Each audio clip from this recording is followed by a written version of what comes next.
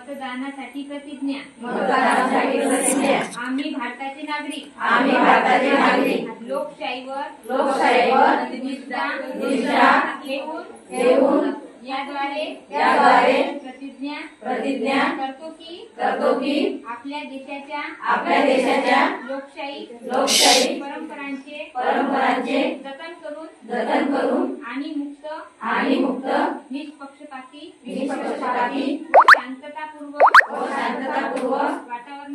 वातावरणातील निवडणुकांचे पावित्र्य राखू व प्रत्येक निवडणुकीत निर्भयपणे तसेच धर्म